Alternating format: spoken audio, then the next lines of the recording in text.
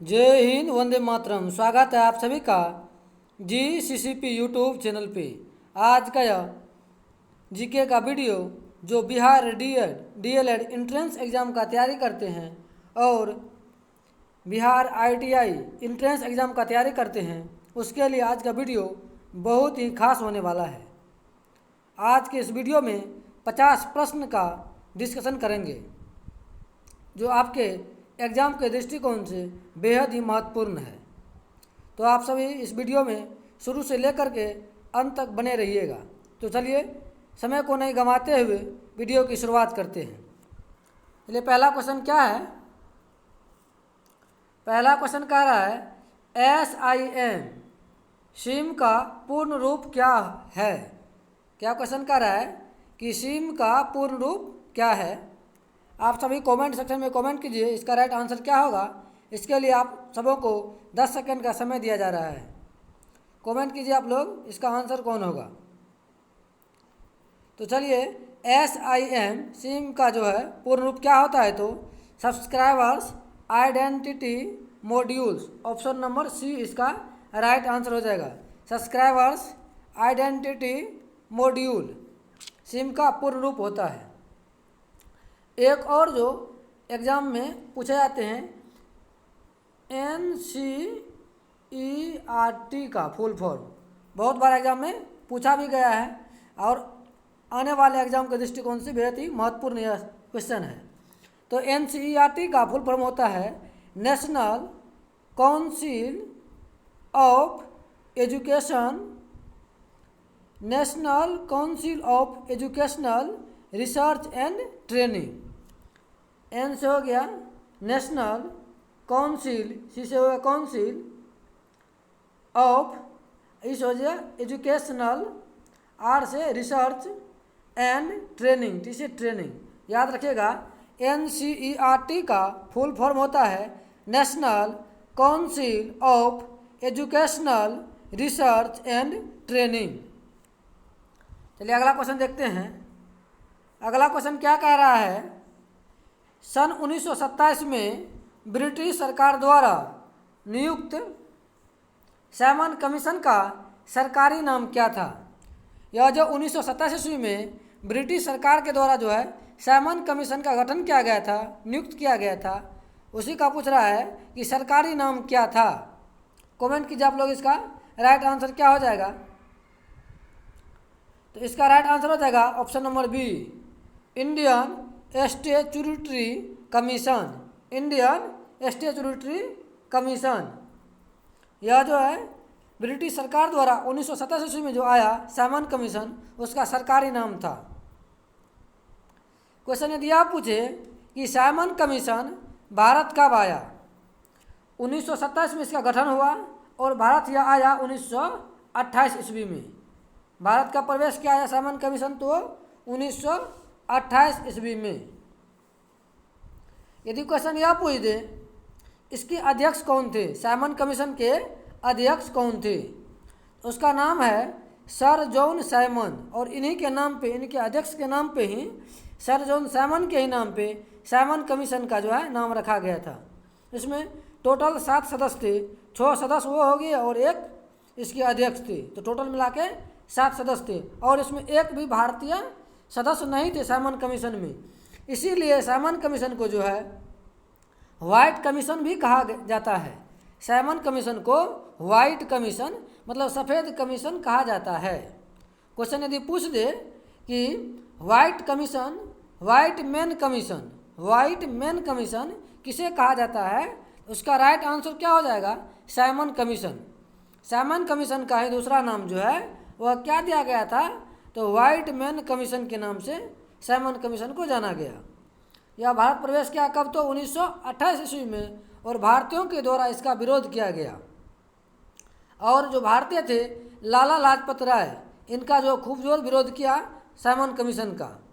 चूँकि इसमें एक भी भारतीय नहीं थे, इसीलिए इसका जगह जगह पर विरोध किया गया। और इसी के विरोध करने के दौरान ही लाला लाजपत राय को पुलिस का लाठी भी खाना पड़ा था और कुछ दिन के बाद जो है उनकी मृत्यु हो गई लाला लाजपत राय की। चलिए अगला क्वेश्चन देखते हैं। अगला क्वेश्चन क्या कह रहा है, क्वेश्चन नंबर 3 है, चट्टान काटकर बनाया हुआ कैलाश सुप्रसिद्ध मंदिर निम्नलिखित स्थान पर है।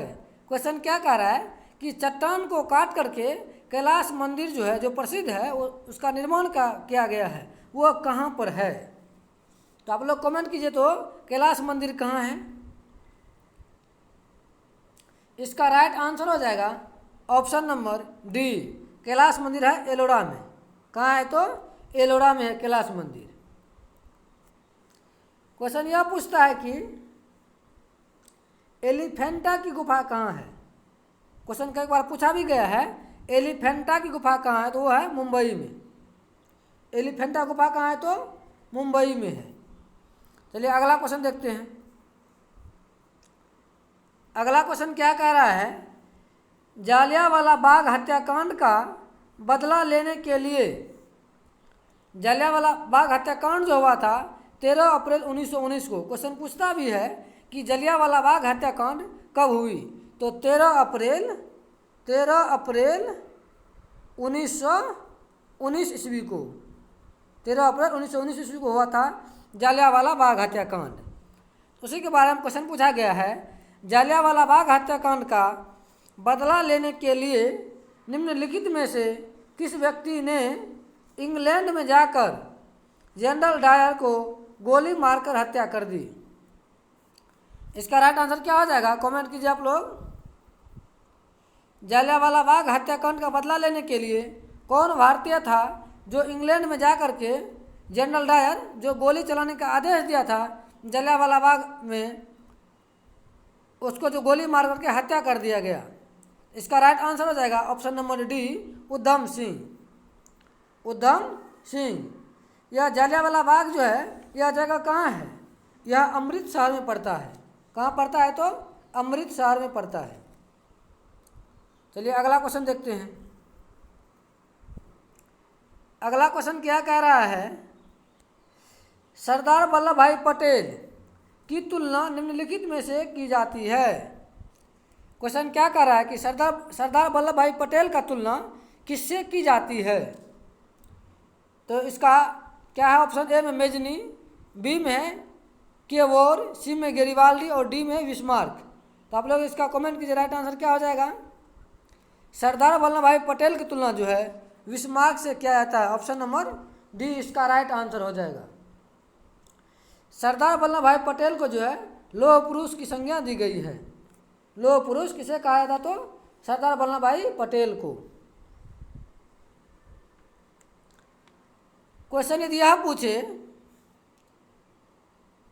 जर्मनी का एकीकरण किसने किया, तो उसका राइट आंसर हो जाएगा जर्मनी का एकीकरण बिस्मार्क ने किया था। और क्वेश्चन पूछा है बहुत बार, लौह एवं रक्त नीति, लौह एवं रक्त नीति का जो है यह किसका है, तो यह किसका था, तो बिस्मार्क का ही था। चलिए अगला क्वेश्चन देखते हैं। अगला है, किस देश को पेगोडा की भूमि कहा जाता है। क्वेश्चन नंबर 6 है कि किस देश को पेगोडा की भूमि कहा जाता है। इसका राइट आंसर क्या हो जाएगा, कमेंट कीजिए आप लोग। पेगोडा की भूमि के नाम से म्यांमार को जाना जाता है। ऑप्शन नंबर ए इसका राइट आंसर हो जाएगा। पेगोडा की भूमि के नाम से म्यांमार को जाना जाता है। सफ़ेद हाथियों का देश थाईलैंड को कहा जाता है। सफ़ेद हाथियों का देश जो है वो थाईलैंड को कहा जाता है। इसका राइट आंसर हो जाएगा थाईलैंड। क्वेश्चन पूछेगा सफ़ेद हाथियों का देश किसे कहा जाता है, थाईलैंड को। पेगोडा की भूमि म्यांमार, पेगोडा की भूमि किसे कहा जाता, तो म्यांमार को। हाथियों का देश किसे कहा जाता है, क्वेश्चन पूछा गया बहुत बार कि हाथियों का देश किसे कहा जाता है, लाओस को। लिली का देश कनाडा को, लिली का देश तो कनाडा को। पवित्र पर्वत का देश या पवित्र पर्वत के नाम से कौन जाना जाता है, फ्यूजियामा पर्वत जो है, फ्यूजियामा पर्वत। पूर्व का मोती सिंगापुर को कहा जाता है। चीनी का कटोरा, क्वेश्चन पूछ सकता है, चीनी का कटोरा किसे कहा जाता है, क्यूबा को। चीनी का कटोरा क्यूबा को कहा जाता है। और हजार झीलों की भूमि फिनलैंड को, हजार झीलों की भूमि, क्वेश्चन पूछे हजार झीलों की भूमि तो फिनलैंड। उगते सूर्य का देश जापान, उगते सूर्य का देश तो जापान। चलिए अगला क्वेश्चन देखते हैं। अगला क्वेश्चन क्या कह रहा है, निम्नलिखित में से राज्यों की कौन सी जोड़ी ऐसी है जिसकी सीमाएं नेपाल और भूटान दोनों से मिलती है। क्वेश्चन क्या कर, ऐसा कौन सी राज्य है जिसकी सीमा जो है नेपाल और भूटान दोनों देश से मिलती है। इसका राइट आंसर क्या हो जाएगा, कमेंट कीजिए आप लोग, कमेंट कीजिए आप लोग। इसका राइट आंसर क्या हो जाएगा 7 का, इसका हो जाएगा क्या, सिक्किम और Paschim Bengal, option number C. Sikkim और पश्चिम बंगाल जो है ऐसा राज्य है जिनकी सीमा जो है नेपाल और भूटान दोनों देश से लगती है। चलिए अगला क्वेश्चन देखते हैं। अगला क्वेश्चन क्या कह रहा है, कालाहारी रेगिस्तान निम्नलिखित में से किस देश में है। कालाहारी रेगिस्तान जो है वो किस देश में है, कालाहारी। इसका राइट आंसर क्या हो जाएगा, बोत्सवाना में, ऑप्शन नंबर सी। कालाहारी रेगिस्तान जो है वो बोत्सवाना में है। यदि क्वेश्चन यह पूछे कि आटाकामा मरुस्थल कहाँ है, आटाकामा मरुस्थल तो उत्तरी चिली में। क्वेश्चन पूछ दे गोबी मरुस्थल कहाँ है, गोबी मंगोलिया में, गोबी कहाँ है तो मंगोलिया एवं चीन। क्वेश्चन पूछ दे सोमाली, सोमाली मरुस्थल कहाँ है, सोमाली मरुस्थल जो है किस देश में है, तो सोमालिया में हो जाएगा। सोमाली मरुस्थल तो सोमालिया में। यदि क्वेश्चन यह पूछे कि थार मरुस्थल कहाँ है, थार मरुस्थल तो उत्तरी पश्चिम भारत और पाकिस्तान में, आधा जो है उत्तरी पश्चिम और पाकिस्तान में है। चलिए अगला क्वेश्चन देखते हैं। अगला क्वेश्चन है स्टैगफ्लेशन शब्द, स्टैगफ्लेशन शब्द जो है शब्द का अर्थ क्या है। स्टैगफ्लेशन जो शब्द है इसका अर्थ क्या होता है। इसका राइट आंसर क्या हो जाएगा, आप लोग कमेंट कीजिए। तो स्टैगफ्लेशन वो होता है इसमें कि उच्च बेरोजगारी तथा उपभोक्ता मांग में अंतर न हो, उच्च बेरोजगारी भी हो और उपभोक्ता मांग जो होता है, उपभोक्ता की जो मांग होती है उसमें अंतर न होने के साथ साथ उच्च स्फूर्ति भी दर हो। स्फूर्ति दर क्या हो तो उच्च हो। इसका राइट आंसर हो जाएगा option number C, option number C इसका राइट आंसर हो जाएगा। अब जानते हैं कि स्टैगफ्लेशन जो है ये क्या होता है। अर्थव्यवस्था की वैसी स्थिति, स्टैगफ्लेशन क्या होता है इसके बारे में जान लेते हैं कि अर्थव्यवस्था की वैसी स्थिति जिसमें मुद्रास्फीति के साथ साथ मंदी की स्थिति होती है, मुद्रास्फीति भी हो और मंदी की भी स्थिति हो, ये क्या कहलाएगी, स्टैगफ्लेशन कहलाता है, स्टैगफ्लेशन कहलाता है।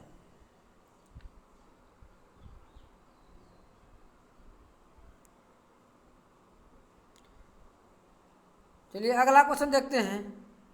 अगला क्वेश्चन क्या कह रहा है, संसद में विधेयक आमतौर से इस समय पेश किए जाते हैं।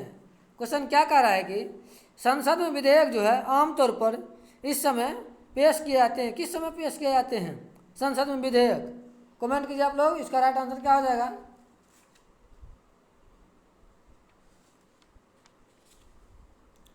इसका राइट आंसर हो जाएगा भोजन अवकाश के तुरंत बाद, ऑप्शन नंबर सी। संसद में विधेयक जो है आमतौर पे जो है भोजन अवकाश के तुरंत बाद जो है वो विधेयक पेश किए जाते हैं। अच्छा क्वेश्चन यह पूछे कि शून्यकाल क्या होता है, शून्यकाल क्या होता है इसके बारे में जान ले। संसद के दोनों सदनों में प्रश्नकाल के ठीक बाद के समय को शून्यकाल कहा जाता है। यह 12 बजे से 1 बजे तक चलती है। शून्यकाल की अवधि होती है 12 बजे से लेकर के 1 बजे तक। चलिए अगला क्वेश्चन देखते हैं। अगला क्वेश्चन क्या कह रहा है, स्वतंत्रता के अधिकार की गारंटी निम्नलिखित के द्वारा दी गई है। बोल रहा है कि स्वतंत्रता के अधिकार की गारंटी जो है वो किस अनुच्छेद के द्वारा दी गई है? इसका राइट आंसर क्या हो जाएगा? Option number C. Option number C में जो है स्वतंत्रता के अधिकार की गारंटी दी गई है। यदि पूछ दे अनुच्छेद 17 में किसका वर्णन है, तो अस्पृश्यता का अंत, छुआछूत होता है वो अस्पृश्यता का अंत। 18 में उपाधियों का अंत। 19 में क्या है? स्वतंत्रता का अधिकार है। अनुच्छेद 19 में है स्वतंत्रता का अधिकार। और अनुच्छेद 20 में पूछे तो अपराधियों के लिए दोष सिद्ध में के संबंध में संरक्षण। जो कोई अपराध किया है या नहीं भी किया है, उसमें यदि इल्जाम लगा हो तो अपने आप को जो मतलब दोषी सिद्ध करने के संरक्षण में जो है वो अपने वकील को या और किसी का सहारा वो ले सकते हैं। अनुच्छेद 20 में इसका वर्णन है। एक और जो अनुच्छेद है अनुच्छेद 14, यह बहुत बार पूछा गया है। अनुच्छेद 14 में वर्णन है विधि के समक्ष समता। विधि के समक्ष मतलब कानून के समक्ष जो है सभी क्या है? समता, मतलब बराबर है, एक समान है। यदि पूछ दे अनुच्छेद 21 में किसका वर्णन है? प्राण एवं दैहिक स्वतंत्रता का। अनुच्छेद 21 में वर्णन है प्राण एवं दैहिक स्वतंत्रता का। चलिए अगला क्वेश्चन देखते हैं। अगला क्वेश्चन क्या कह रहा है? कौन सा निर्देशक सिद्धांत मूल संविधान में शामिल नहीं किया गया परंतु 42वें संशोधन द्वारा शामिल किया गया?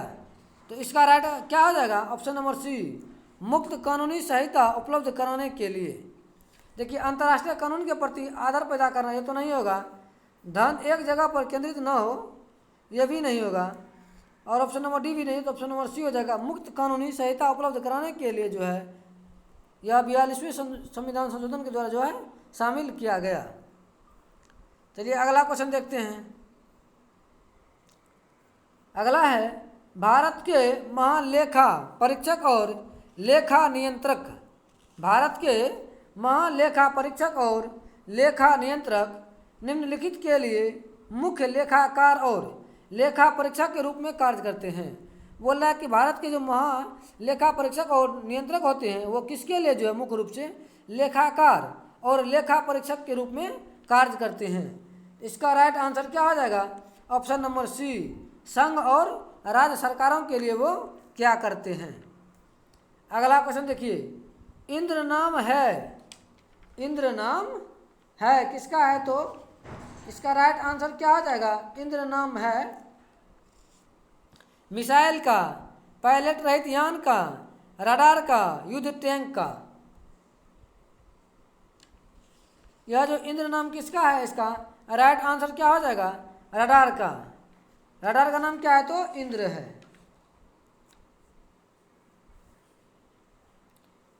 चलिए अगला क्वेश्चन देखते हैं।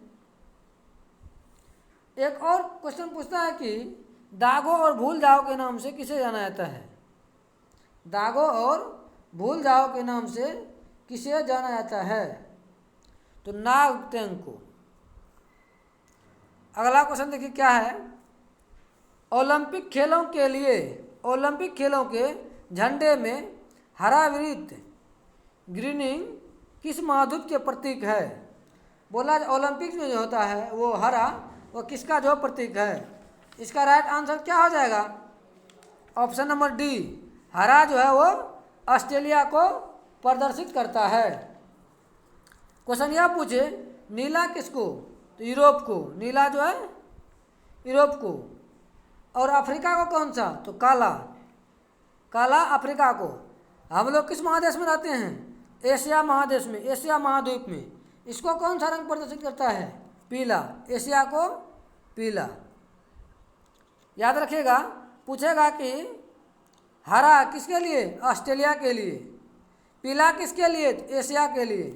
काला तो अफ्रीका के लिए, नीला तो यूरोप के लिए। यह ओलंपिक खेल के झंडे के में हरा वृत्ति की प्रतीक है। चलिए अगला क्वेश्चन देखते हैं। अगला है सम्राट अकबर द्वारा निम्नलिखित में से किसको जरी कलम की उपाधि प्रदान की गई? जरी कलम की उपाधि जो है किसको प्रदान किया गया? सम्राट अकबर के द्वारा।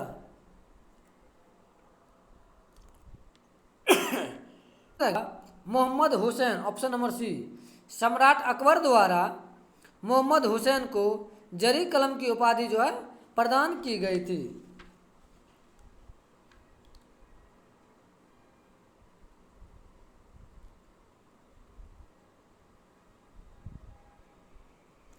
क्वेश्चन पूछता है कि तानसेन को किसने कंठाभरण विलाव्यास, कंठाभरण जो है वाणी वाला जो कंठभरण जो वाणी है, यह जो उपाधि किसने दिया तानसेन को? अकबर ने ही दिया था। कौन दिया था? तो अकबर ने ही दिया था। चलिए अगला क्वेश्चन देखते हैं। कौन सा ग्रंथ सम्राट हर्ष की रचना नहीं है? बोल रहा है कि सम्राट हर्ष के द्वारा इसमें से कौन सी रचना नहीं है? तो ऑप्शन नंबर बी हो जाएगा Lilavati. Option number B Lilavati. चलिए अगला क्वेश्चन देखते हैं। बहुत सारे बच्चों का कमेंट आते हैं कि सर डीएलएड का एग्ज़ाम होगा कि नहीं होगा। देखिए जब तक ऊपर से कोई सूचना नहीं आ जाता है तब तक आप लोग जो तैयारी में लगे रहिए। यदि आप लोगों का फॉर्म जो है भराया गया है तो 60 से लेकर के 80% जो है यह चांस बनता है कि आप लोगों का एग्ज़ाम होगा। लगभग 20% 25% के आसपास जो है यह पॉसिबल बनता है कि नहीं भी हो सकता है, रद्द भी हो सकता है। यदि रद्द होगा तो फिर आप लोगों का पैसा क्या होगा? वापस हो जाएगा। यदि एग्ज़ाम होता है तो आप लोग तैयारी कीजिए तो अच्छा सिलेक्शन मिल जाएगा, अच्छा कॉलेज में, सरकारी कॉलेज में। ज़्यादा बेटर है कि आप लोग तैयारी ही करें तो अच्छा होगा। और आज से जो सीरीज चलाए हैं बिहार ITI एंट्रेंस एग्ज़ाम का जो तैयारी करते हैं उसके लिए भी है। देखिए उसमें भी जो है 50 प्रश्न पूछे जाते हैं जीके के। इसीलिए आज के वीडियो में जो हम 50 प्रश्न लाए हैं जो डीएलएड वालों के लिए भी बेहद महत्वपूर्ण है, उसके लिए भी, और ITI एंट्रेंस के लिए भी, पैरामेडिकल ITI एंट्रेंस सब के लिए। तो चलिए अगला क्वेश्चन क्या कह रहा है देखते हैं। किस वंश के शासकों को हुरोनों के आक्रमणों का सामना करना पड़ा? किस वंश के शासक को जो है जो हून जो आए हुए थे उनके आक्रमण का जो है सामना करना पड़ा था? इसका राइट आंसर क्या हो जाएगा? गुप्त वंश। गुप्त वंश के शासकों को जो है हूनों के आक्रमण का सामना करना पड़ा था। इसके बारे में थोड़ा जान लेते हैं। हून का आक्रमण जो है गुप्तकालीन शासक स्कंद गुप्त के समय में हुआ था। किसके समय हुआ था? तो स्कंद गुप्त के समय में हुआ था। यदि क्वेश्चन यह पूछे कि नालंदा विश्वविद्यालय की स्थापना किस गुप्त शासक के समय में हुआ था? इसका राइट आंसर हो जाएगा कुमार गुप्त के समय में। कुमार गुप्त के समय में जो है नालंदा विश्वविद्यालय की स्थापना की गई थी। और जो है मंदिर बनाने का प्रचलन जो है गुप्त काल से ही चले आ रहा है।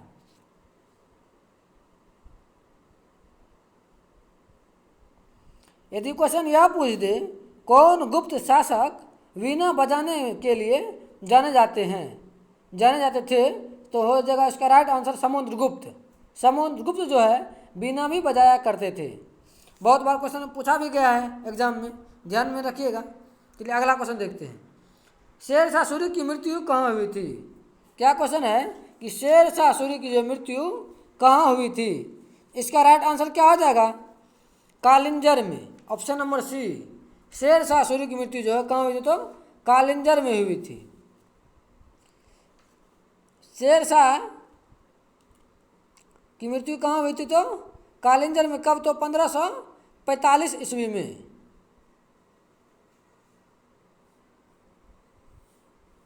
यदि यह क्वेश्चन पूछ दे शेरशाह का मकबरा कहाँ है? तो सासाराम में है। शेरशाह का मकबरा है कहाँ है? तो सासाराम में है। चलिए अगला क्वेश्चन देखते हैं। अगला है सविनय अवज्ञा आंदोलन की असफलता के पश्चात गांधी जी ने किस कार्यक्रम को महत्व दिया? क्वेश्चन क्या कह रहा है? सविनय अवज्ञा आंदोलन की जो उसमें जो असफलता मिली उसके पश्चात जो है गांधी जी किस कार्यक्रम को महत्व दिए, कौन से कार्यक्रम करने लगे? तो इसका राइट आंसर क्या हो जाएगा? कमेंट कीजिए आप लोग। तो इसका राइट आंसर हो जाएगा रचनात्मक कार्यक्रम को। सविनय अवज्ञा आंदोलन की असफलता के पश्चात जो है गांधी जी रचनात्मक कार्यक्रम को जो है करने को महत्व दिए थे। यदि क्वेश्चन यह पूछे महात्मा गांधी जो है दक्षिण अफ्रीका से भारत कब आए, तो 1915 ईस्वी को, 9 जनवरी 1915 ईस्वी को। क्वेश्चन यह पूछे कि प्रवासी भारतीय दिवस कब मनाया जाता है, प्रवासी भारतीय दिवस जो है 9 जनवरी को मनाया जाता है। क्वेश्चन यह पूछे कि भारत में सत्याग्रह का पहला प्रयोग गांधी जी ने कब और कहाँ किया, तो 1917 ईस्वी में चंपारण में किया, बिहार के चंपारण जिला में किया। और क्वेश्चन यह पूछे गांधी जी ने असहयोग आंदोलन की शुरुआत कब की, तो 1 अगस्त 1920 ईस्वी को गांधी जी के द्वारा असहयोग आंदोलन का जो है शुरुआत किया गया। यदि क्वेश्चन महात्मा गांधी के बारे में यह पूछ दे कि महात्मा गांधी ने कांग्रेस के किस अधिवेशन की अध्यक्षता किया, इसका राइट आंसर हो जाएगा बेलगांव अधिवेशन 1924 ईस्वी में, बेलगांव अधिवेशन 1924 ईस्वी में। चलिए अगला क्वेश्चन देखते हैं। अगला है वह गणिका कौन थी जो गौतम बुद्ध, क्वेश्चन क्या कह रहा है, वह गणिका कौन थी जो गौतम बुद्ध के प्रभाव में बौद्ध भिक्षुणी बन गई थी।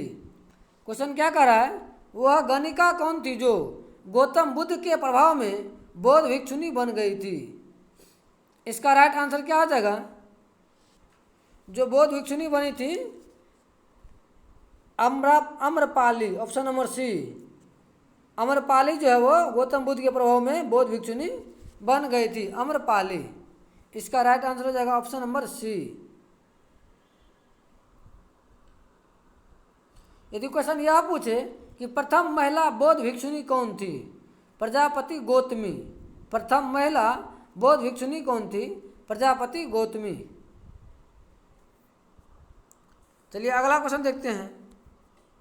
अगला है महात्मा गांधी को सर्वप्रथम राष्ट्रपिता कहकर किसने संबोधित किया। महात्मा गांधी जो है राष्ट्रपिता जो है कह करके किसने संबोधित किया था। इसका राइट आंसर क्या हो जाएगा, option number D, Subhash Chandra Bose ने। सुभाष चंद्र बोस ने महात्मा गांधी को राष्ट्रपिता कहकर संबोधित किए थे। चलिए अगला क्वेश्चन देखिए। इसबगोल निम्नलिखित में से किस राज्य की महत्वपूर्ण नकदी फसल है। इसबगोल, इसबगोल जो है यह किस राज्य की नकदी फसल है। इसका राइट आंसर हो जाएगा Gujarat, option number D. Gujarat राज्य में जो है इसबगोल बहुत ही महत्वपूर्ण और नकदी भी है, गुजरात। अगला क्वेश्चन देखते हैं। नाभिकीय विकिरण से मानव शरीर के किस भाग पर पहले प्रतिकूलित प्रभाव पड़ता है। क्वेश्चन क्या कह रहा है कि नाभिकीय विकिरण से मानव शरीर के किस भाग पर प्रतिकूल प्रभाव पड़ता है। नाभिकीय जो विकिरण होती है उससे जो मानव के शरीर के किस भाग पे जो है पहले प्रतिकूल प्रभाव डालता है। आँख, जीन म्यूटेशन, त्वचा, अस्थि मज्जा। इसका राइट आंसर क्या हो जाएगा, इसका राइट आंसर हो जाएगा ऑप्शन नंबर सी, त्वचा पे। नाभिकीय विकिरण से जो मानव शरीर के त्वचा पे जो है प्रतिकूल प्रभाव पड़ता है। विकिरण से जो है मानव का त्वचा जो है वो प्रतिकूल प्रभाव मतलब प्रभावित होते हैं उससे। चलिए अगला क्वेश्चन देखते हैं। निम्नलिखित में से किसकी विद्युत चुंबकीय तरंगों की तरंगदैर्घ्य सबसे लंबी होती है। क्वेश्चन क्या कह रहा है कि निम्नलिखित में से किसकी जो है विद्युत चुंबकीय तरंगों की तरंगदैर्घ्य जो है वो सबसे लंबी होती है। ऑप्शन ए है परावैगनी, बी है प्रकाश किरणें, सी है गामा किरणें, डी है अवरक्त किरणें। तो इसका राइट आंसर क्या आ जाएगा 25 का कमेंट कीजिए आप लोग। तो विद्युत चुंबकीय तरंग और तरंगों की जो तरंगदैर्घ्य सबसे लंबी होती है अवरक्त किरण का, इसका तो अवरक्त किरण का। चलिए अगला क्वेश्चन देखते हैं।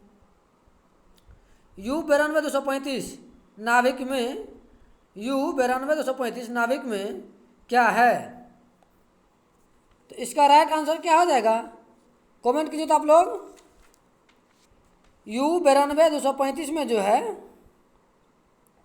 P क्या है? P जो होता है वो होते हैं कौन? प्रोटॉन संख्या। जो ये 92 है, 92 क्या हुआ? तो प्रोटॉन की संख्या, या प्रोटॉन बराबर इलेक्ट्रॉन भी होता है, प्रोटॉन या इलेक्ट्रॉन के तो 92 ही, ठीक। और एटॉमिक्स एज होते हैं, एटॉमिक यूनिट P+N होते हैं। N होते हैं क्या? उसके न्यूट्रॉन्स की संख्या, जो क्या होते हैं? द्रव्यमान में से प्रोटॉन की संख्या को घटाने के बाद जो है प्राप्त होते हैं। इसका राइट आंसर क्या आ जाएगा? 42 प्रोटॉन और 143 जो है न्यूट्रॉन है। 143 क्या है? तो न्यूट्रॉन है। ऑप्शन नंबर ए हो जाएगा इसका राइट आंसर। 92 प्रोटॉन और 143 न्यूट्रॉन, घटा के देख लीजिए न्यूट्रॉन की संख्या को। हो जाएगा 3 यहाँ से, 1 यहाँ से बचा लिए, हो गया कितना? 12 9 13 4 1 143। इसका राइट आंसर हो जाएगा। चलिए अगला क्वेश्चन देखते हैं। अगला है, रंगीन टीवी के पर्दों पर, रंगीन टीवी के पर्दों पर विभिन्न रंग किन प्रकाश रंगों के मिश्रण से प्रदर्शित होते हैं? क्या कह रहा है क्वेश्चन? एक बार क्वेश्चन समझिए। रंगीन टीवी जो होते हैं उसके पर्दे पर जो विभिन्न रंग के किन प्रकाश रंगों के मिश्रण को प्रदर्शित करते वहाँ दिखाते हैं। इसका राइट आंसर क्या हो जाएगा? जो प्राथमिक रंग होते हैं वही जो है ऑप्शन नंबर सी, लाल हरा और पीला, लाल हरा और पीला। चलिए अगला क्वेश्चन देखते हैं। अगला है, कार्बन की न्यूनतम मात्रा होती है, कार्बन की न्यूनतम मात्रा किसमें होती है? कार्बन की जो है न्यूनतम मात्रा जो है किसमें होती है? कमेंट कीजिए तो आप लोग। पिटवा लोहा में होता है। कार्बन की न्यूनतम मात्रा जो किसमें होती है? तो पिटवा लोहा में। चलिए अगला क्वेश्चन देखते हैं। हाइड्रोजन के कितने समस्थानिक हैं? हाइड्रोजन के कितने समस्थानिक हैं? 1 4 3 2। हाइड्रोजन के जो है कितने समस्थानिक होंगे? इसका राइट आंसर क्या हो जाएगा? 3। हाइड्रोजन के जो है 3 समस्थानिक ही थे। ऑप्शन नंबर सी इसका राइट आंसर हो जाएगा। अगला क्वेश्चन देखिए। रक्त का थक्का बनाने के लिए कौन सी प्रोटीन जिम्मेदार है? रक्त का जो थक्का बनता है उसमें कौन सा प्रोटीन जो है बोल रहा है कि जिम्मेदार है? तो इसका राइट आंसर क्या आ जाएगा? फ्रीबोनोजन। ऑप्शन नंबर डी हो जाएगा इसका राइट आंसर। जम्मू और कश्मीर की राजधानी या कार्यकारी भाषा कौन सी है? जम्मू कश्मीर की जो है राजभाषा या कार्यकारी भाषा कौन सी है? तो इसका राइट आंसर क्या आ जाएगा?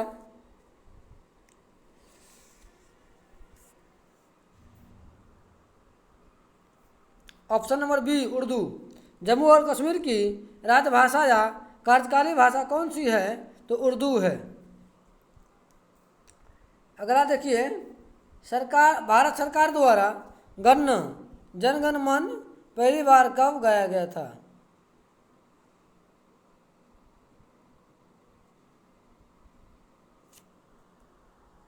कि भारत का राष्ट्रगान जनगण मन पहली बार कब गाया गया, या जो भारत का जो राष्ट्रगान है जनगण मन जो है पहली बार कब गाया गया?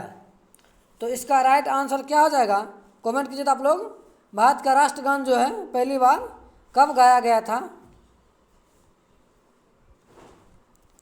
भारत का राष्ट्रगान जो है पहली बार 1911 ईस्वी में गाया गया था। कब? तो 1911 ईस्वी में। एजुकेशन यह भी पूछे कि भारत का राष्ट्रगान जो है किस अधिवेशन में गाया गया था?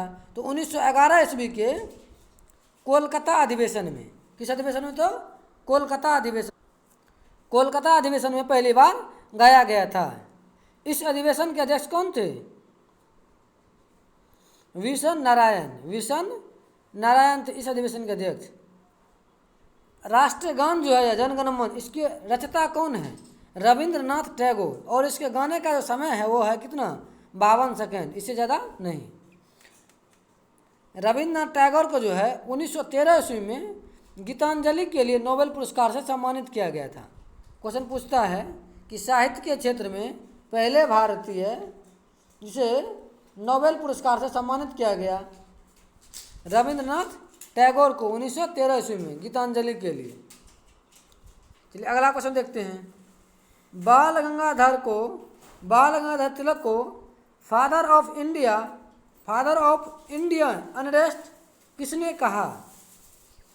क्वेश्चन क्या पूछा है? बाल गंगाधर तिलक को जो है फादर ऑफ इंडियन अनरेस्ट किसने कहा था? इसका राइट आंसर हो जाएगा वेलेंटाइन सिरोल कहा था। कौन कहा था? तो वेलेंटाइन सिरोल कहा था। चलिए अगला क्वेश्चन देखते हैं। अगला क्वेश्चन क्या कह रहा है कि भारत सरकार ने भारत रत्न तथा पद्म श्री की उपाधि संविधान के किस अनुच्छेद के अंतर्गत प्रारंभ की? क्वेश्चन कह रहा है कि भारत सरकार ने भारत रत्न तथा पद्म श्री की उपाधियां संविधान के किस अनुच्छेद के अंतर्गत जो है वो प्रारंभ की? तो इसका राइट आंसर क्या हो जाएगा? अनुच्छेद 18 में। ऑप्शन नंबर बी इसका राइट आंसर हो जाएगा। उपाधियों का अंत सिर्फ सेना को छोड़ करके इधर सब में जो अनुच्छेद 18 में यह कहा गया है। अनुच्छेद 14 में क्या कहा गया है? विधि के समक्ष समता। और अनुच्छेद 25 से लेकर के 28 तक जो है धार्मिक स्वतंत्रता का अधिकार दिया गया है। अगला क्वेश्चन देखिए क्या कह रहा है। संविधान द्वारा प्रदान किए गए मौलिक अधिकारों में संशोधन करने का अधिकार किसके पास है? यह जो संविधान है, संविधान सभा द्वारा जो है मौलिक अधिकारों में संशोधन करने का अधिकार जो है वो किसके पास है? ऑप्शन ए है राष्ट्रपति के पास, बी है सर्वोच्च न्यायालय के पास, और ऑप्शन सी में है संसद के पास, डी है इनमें से कोई नहीं। कमेंट कीजिए आप लोग, इसका राइट आंसर क्या हो जाएगा? इसका राइट आंसर हो जाएगा संसद द्वारा प्रदान किए गए, संविधान द्वारा प्रदान किए गए मौलिक अधिकार में संशोधन का अधिकार जो है सिर्फ संसद के पास है। संसद में कौन कौन शामिल होते हैं? तो लोकसभा, राज्यसभा और राष्ट्रपति, तीनों। चलिए अगला क्वेश्चन देखते हैं। अगला है संविधान के किस भाग में कल्याणकारी राज्य की व्याख्या की गई है? क्वेश्चन क्या कह रहा है कि संविधान के किस भाग में है जो है कल्याणकारी राज्य की व्याख्या किया गया है? तो इसका राइट आंसर क्या हो जाएगा? ऑप्शन ए है प्रस्तावना, ऑप्शन बी है मौलिक अधिकार, सी है राज्य के नीति निर्देशक सिद्धांत, और डी है उपरोक्त सभी। संविधान में जो है कल्याणकारी राज्य की व्याख्या जो है राज्य के नीति निर्देशक सिद्धांत में किया गया है। ऑप्शन नंबर सी हो जाएगा इसका राइट आंसर।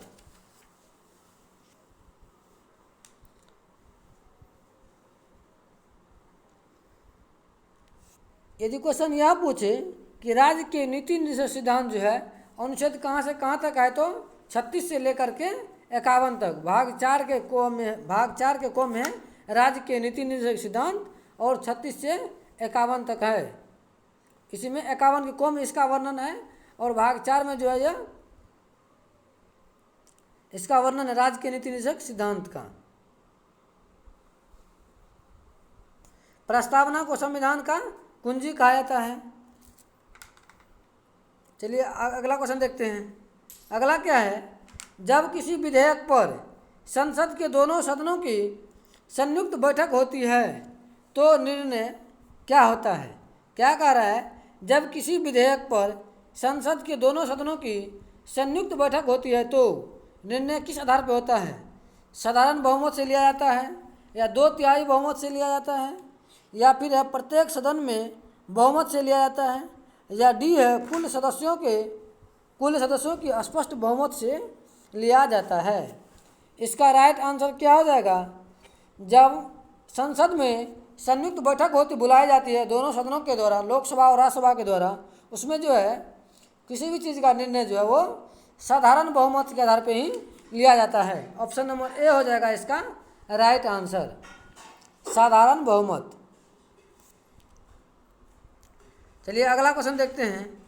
अगला क्या कह रहा है? सर्वोच्च न्यायालय की स्थापना, सर्वोच्च न्यायालय की स्थापना है किसमें? सर्वोच्च न्यायालय की स्थापना जो है हुई थी कब? संसद द्वारा 1950 में पारित अधिनियम द्वारा। ऑप्शन नंबर सी इसका राइट आंसर हो जाएगा।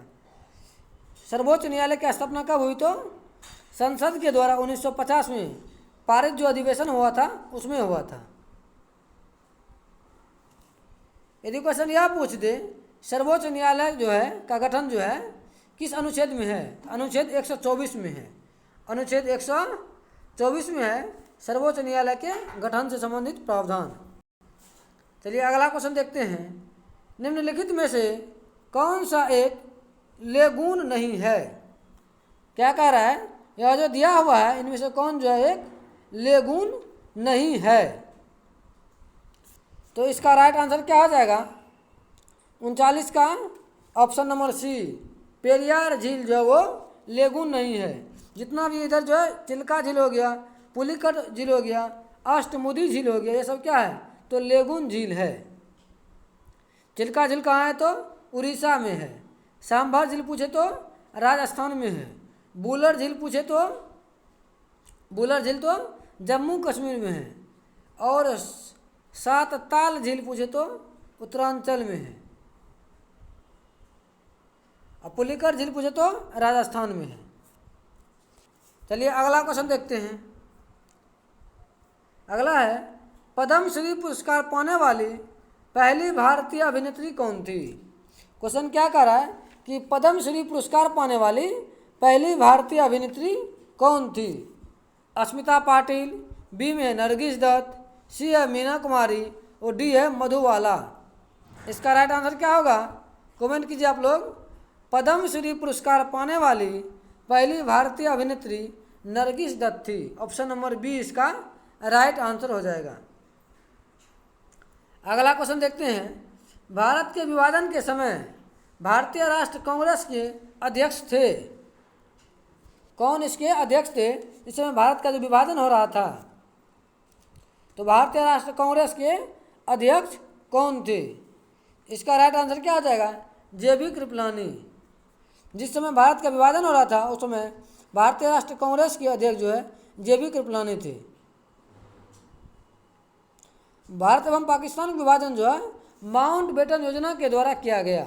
और यह माउंट बेटन योजना कब आई? तो 3 जून 1947 को, 3 जून 1947 ईस्वी को। एक क्वेश्चन और पूछता है, भारत छोड़ो आंदोलन प्रारंभ कब हुआ?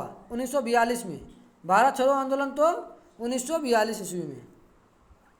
चलिए अगला क्वेश्चन देखिए क्या कह रहा है। निम्नलिखित में से किस भक्ति संत ने अपने संदेश के प्रचार के लिए सबसे पहले हिंदी का प्रयोग किया? बोला ऐसा कौन सा संत है जो अपने संदेश को प्रचार करने के लिए सबसे पहले जो है वो हिंदी शब्द का प्रयोग किया? तो इसका राइट आंसर क्या हो जाएगा? रामानंद ने। ऑप्शन नंबर सी, रामानंद जो है वो सबसे पहले भक्ति जो हिंदी में जो है ना प्रारंभ किए।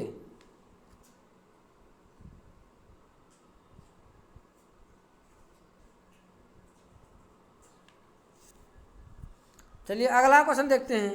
अगला है संगम साहित्य की भाषा कौन सी है? संगम साहित्य की भाषा कौन सी है?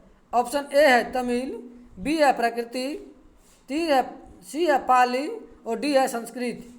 संगम साहित्य की भाषा कौन सी है? कमेंट कीजिए तो आप लोग। संगम साहित्य की भाषा जो है वो है तो तमिल। ऑप्शन नंबर ए हो जाएगा इसका राइट आंसर।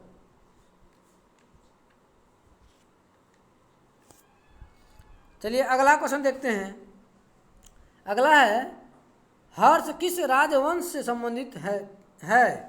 हर्ष जो है वो हर्ष जो थे वो किस वंश से संबंधित थे?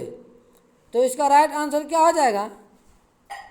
वर्मन वंश, मौखरी, पुष्मित वंश और एक है पुष्पभूति। तो हर्ष जो है वो किस राजवंश से संबंधित है? तो पुष्पभूति राजवंश से, पुष्पभूति राजवंश से। अगला क्वेश्चन देखिए, किस राष्ट्रकूट राजा ने एलोरा में विश्व का सबसे प्रसिद्ध मंदिर कैलाश मंदिर का निर्माण करवाया? सबसे प्रसिद्ध मंदिर जो है वो कैलाश मंदिर का जो है निर्माण करवाया। इसका राइट आंसर क्या हो जाएगा? कृष्ण फर्स्ट। किस राष्ट्रकूट राजा ने एलोरा में शिव का प्रसिद्ध मंदिर का निर्माण करवाया? तो कृष्ण फर्स्ट ने। अगला क्वेश्चन देखिए, अगला है संसार प्रसिद्ध मोर सिंहासन। संसार में जो प्रसिद्ध है मोर सिंहासन किस मुगल इमारत में रखा है? बोला कि किस मुगल इमारत में जो है रखा गया है? तो इसका राइट आंसर क्या हो जाएगा? फतेहपुर सिकरी का दीवाने खास, बी है नया आगरे का किला और सी है दिल्ली के लाल किला, दिल्ली के लाल किले का रंग महल। और ऑप्शन डी में क्या है? दिल्ली के लाल किले का दीवाने आम। ऑप्शन नंबर डी हो जाएगा इसका राइट आंसर। अगला क्वेश्चन क्या कह रहा है?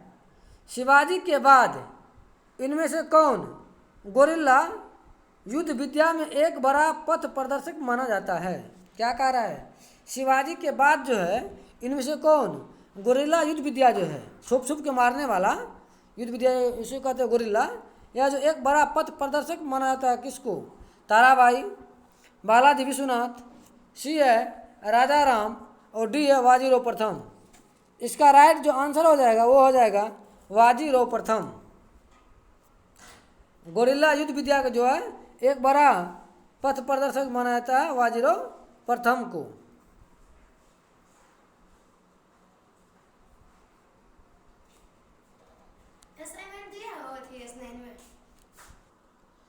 अगला क्वेश्चन क्या कह रहा है?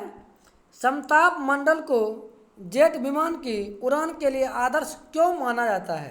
क्वेश्चन क्या कह रहा है, ठीक से समझिए इसको। कह रहा है कि समताप मंडल के लिए जो है, समताप मंडल को जो है जेट विमान सब जो उड़ते हैं उसके लिए इसको आदर्श क्यों माना जाता है? तो इसका ऑप्शन ए पढ़िए क्या कह रहा है? इस परत में उपस्थित ओजोन के कारण ईंधन की खपत कम होती है। यह तो गलत है, ऐसा नहीं होता है। आगे बढ़िए, इस परत में तापमान सम रहता है जो इंजन की दक्षता के लिए अनुकूल परिस्थिति है। यह भी नहीं होता, यह तो गलत है। आगे बढ़िए, आगे कह रहा है यह परत जो विमान भेदी शास्त्रों की मारक सीमा से बाहर होती है। यह भी गलत है।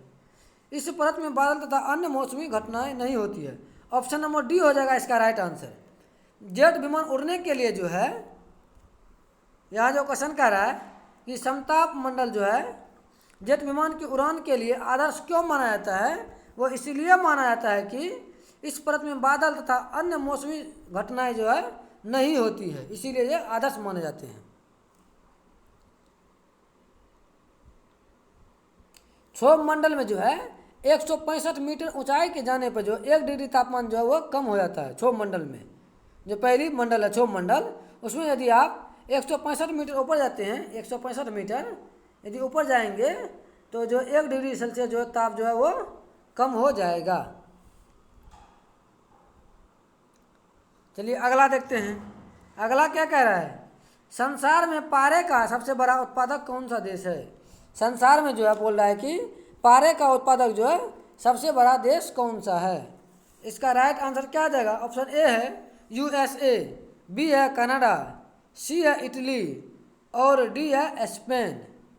तो इसका राइट आंसर हो जाएगा संसार में पारे का सबसे बड़ा उत्पादक जो है वह देश है वो है स्पेन। ऑप्शन नंबर डी इसका राइट आंसर हो जाएगा, स्पेन। यदि क्वेश्चन यह पूछे कोयला और टंगस्टन में जो है उसका प्रमुख उत्पादक देश कौन है? चीन है। अब बॉक्साइट पूछे तो ऑस्ट्रेलिया, बॉक्साइट में ऑस्ट्रेलिया। चीन चांदी में पूछ देते मैक्सिको, चांदी में मैक्सिको। जस्ता और यूरेनियम में पूछे तो कनाडा, जस्ता और यूरेनियम में कनाडा। थोरियम में पूछे तो ब्राज़ील, थोरियम में ब्राज़ील। और टीन में पूछे तो मलेशिया, टीन में मलेशिया। और तांबा में पूछे तो चिली, तांबा में सबसे बड़ा उत्पादक देश तो चिली।